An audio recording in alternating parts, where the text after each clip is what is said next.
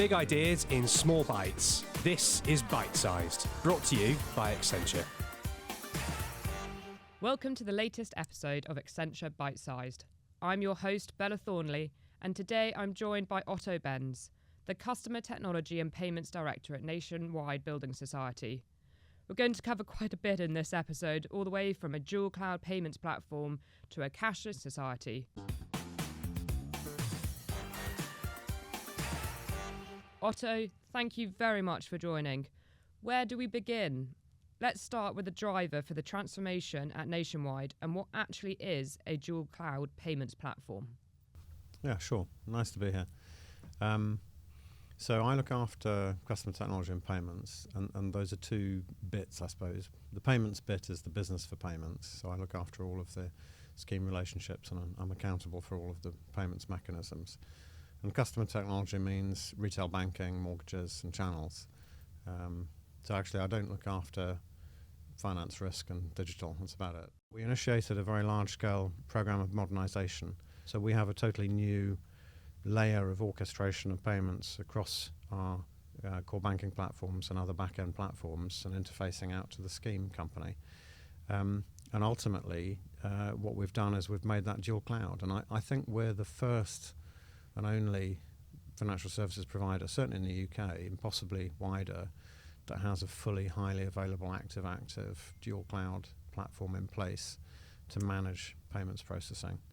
And what it really means, actually, is very simple. It means that our customers' payments don't fail. What we've tried to do by this is prevent the type of problems where elements of the infrastructure fail. You know, there was a day of outage on Azure, a day of outage on AWS. Neither of those things affected us.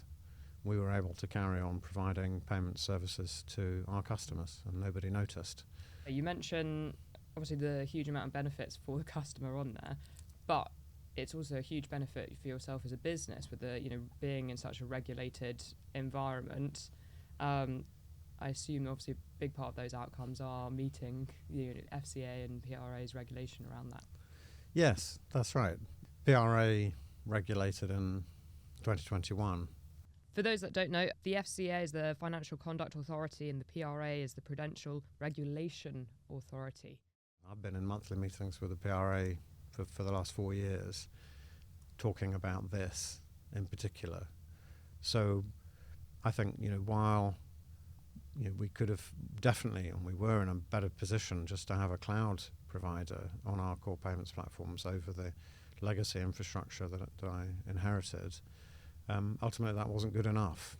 So we had a series of meetings which were the discussions are along the lines of, what are you doing to ensure that should your cloud provider fail, that you have an alternative.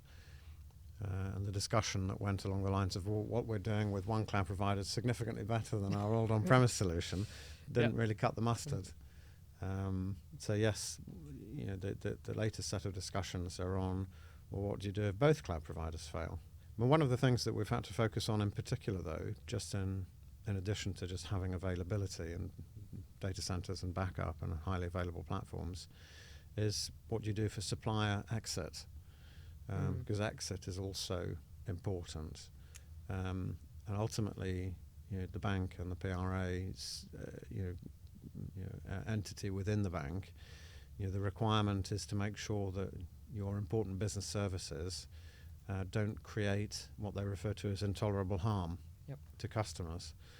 And we set targets for that, and ultimately many of the banks and Nationwide as a building society alongside them, the line for payments platforms is much longer than a couple of days is probably unsustainable, both from a prudential perspective and a customer harm perspective, and you have to look at both of those.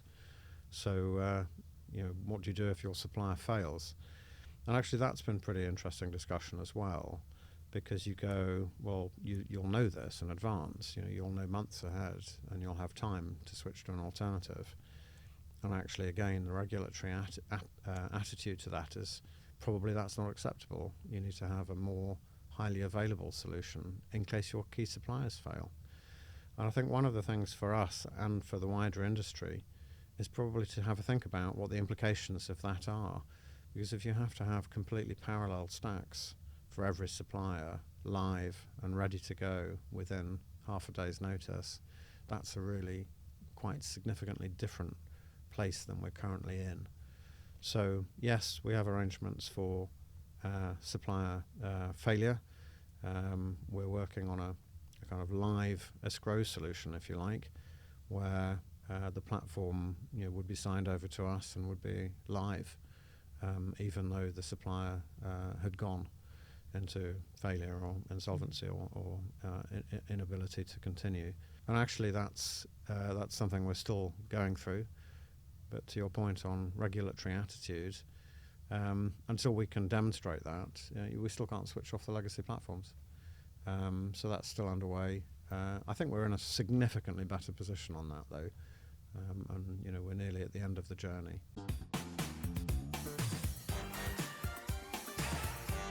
What are some of the other key success factors you would say I know it's obviously been 4 years, but it's still an impressive feat in 4 years to have achieved that? Things that are really important are, change control, focusing on testing, and care over migration and implementation. And I think part of it is also working in a good partnership with your suppliers. Your suppliers really matter. They're providing key expertise, software, ability to deliver things that you yourself as an organisation can't necessarily do. But just to go back through the list, scope control is really important. You can't do everything all at once. You need to be able to have structured releases. Payments is not the type of place where I would sit there, along with all the fintechs and go, fail fast, fail quickly, etc. Failing is actually not what you have to do, right? You have to not disrupt your customers, so you have to test it properly. You have to make sure that when you do things, you can pull it back. So the implementation and then the migration of the customers is something we've done on a gradual basis. Now, look, I've done payments implementations before and large-scale migrations that have been big bang, and there's nothing wrong with that. But that requires again a very thorough process of dress rehearsals and implementation if it's mission critical. And you need to make sure that there's absolutely no big use case that affects lots of customers that go wrong. As a consequence, actually, on this occasion, we decided to do it in a parallel and migration in gradual numbers. And I think that's been relatively successful in this scenario, because it's meant that we've been able to go live, and on a couple of occasions, we've been able to adjust the migration to cater for functional issues and infrastructure issues that have occurred in a very flexible way. But the ability to have an alternative infrastructure that's genuinely live allows you that level of flexibility. So we've got it, so we're using it, and actually even this weekend we did an upgrade on the core platform, our core banking platform on SAP, and we migrated half the traffic back to the legacy because it was easier to do that than to migrate, than to keep it running in this particular instance. There are advantages to having some of it run on a legacy environment. And actually, we're continuing to make quite a lot of benefit of having several infrastructures live. I mean, the key thing there that we've done on the dual cloud scenario, which is all there now between Azure and AWS, is to try and get it so that when we make an implementation change in the software, we do it in this so-called blue-green approach, where you implement it on a set of the infrastructure, and then the other set is still using the previous version of the software, and then you take that offline and then you migrate the second half. And if you do experience an issue, you can roll back the first half. And of course, you've got to make sure that the service that you're providing at its interface level to the outside world is not so different that that's impossible. But actually, again, payments processing, it's mostly API driven with fields that are defined. So you can implement it like that. You can implement bits of it and nobody notice, right? And the thing I tell my teams in general, actually, across the core banking platforms as well, is, the best implementations are when nobody notices. If you have hours and hours of outage, which you might have in a more traditional manner, people notice and they don't like it, even if they're getting new functionality or better service or whatever it happens to be. So better to do it with nobody noticing, really. Yeah, I mean, I think especially when it comes to payments is, as you said earlier, that is the thing that everyone is using the whole time. What impact do you think it's having? We're starting to definitely, and I think COVID really drove that as well, move to much more of a sort of cashless society. What impact is that having? Is that having an impact as well on you and the strategy that you're having to take towards that? I think you're absolutely right. I mean, look, I attended a meetings at UK Finance last week, and they reviewed their latest payments forecasts. Their forecast was the crossover of cash and debit cards, which they predicted in 2017. As cash usage drops below 50% and debit card increases. And look, that was 10 years ago, right? And it happened basically as their original forecasts set out. Affected by COVID. And I think, look, since COVID, we've seen somewhat of a resurgence in cash usage, and we've seen, that particularly in certain segments of society as well. People want to use physical cash because it has it's there in your pocket and it has a certain value to it. But it's also, potentially for some easier to budget with it. And there's a kind of irreducible minimum as well, so I don't think it goes away to zero. I mean, look, debit card usage is continuing to grow. The forecast is it will grow further and eventually flatten off. I think last week's figure said it was cards in total are something like 65% of payments now, and cash continues to drop. And interestingly, at Nationwide, we're maintaining our branch network, unlike other retail banks. We've recently just committed to another 2 years to do that up to 2030. And we provide our own ATMs and we provide our branches for people who want to interact with us in person and with cash. And actually we've seen significant uptick in cash withdrawals from our ATMs, because our ATMs are the last ones on the high street, because our branches are the last ones on the high street.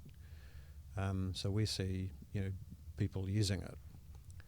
I think that may reduce, and it may reduce further, but there will be a limit to it. People still want to use cash, and weirdly, of course, in the UK, people carry on using everything. It's very difficult to get rid of payment mechanisms. People still want to use them, and the interesting question, I think, is how do you keep that viable economically? I think cash usage is really important in society. Then again, you could kind of go back to the resilience question. What do people do when the electronic mechanisms don't work? How can you buy things? So I think there's still absolutely a reason to continue using cash, dispensing cash, and having shops accept it. So it's pretty important. Have you noticed, is there a trend in the value of denominations? We also talk about the resurgence of using cash. Is that remaining quite consistent? And what's the comparison, the UK, I guess, when it comes to cash versus somewhere like Europe? I think I'd say a lot of countries are different, right? And some countries have a more historic attachment to cash than others. The typical thing is you can see is the Baltic countries and the northern European countries don't have a great attachment to cash, but even in places in Scandinavia where cash usage has really dropped dramatically, there are legislative moves in place to preserve the usage of cash. And the UK typically is less controlled in that respect. We have regulation here that insists that financial services institutions of a certain size, so effectively the big six, have to provide cash and branches. But there's no obligation on merchants to accept it. So the demand may drop, but the supply will still be there. As you say, more and more important of having a resilient payments platform as we increase the debit cards 65%, as you mentioned on there. Are there any other sort of changes in the sort of societal customer behaviour or even technology that you're having to factor into your strategy? Well, yes. I mean, there's a lot of work on payment strategy, infrastructure strategy across the UK. The Bank of England's recently put together this new retail payments infrastructure board, and effectively this is as a result of the demise of the new payments architecture, which the initiative from 10 years ago. So we've had the special committee, the National Payments Vision and the Payments Vision Committee, which is a regulatory and politically focused. They've come out with a strategy, and now the infrastructure board, and then hopefully some new delivery companies will take that forward. There's some interesting conclusions that have come out of this. I'm not sure exactly how it'll go, but we've got to do something to upgrade.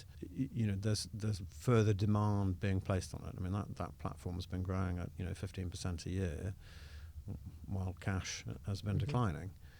And one of the reasons why we've had to modernise our own infrastructure is because of that growth in what you might refer to as account-to-account payments.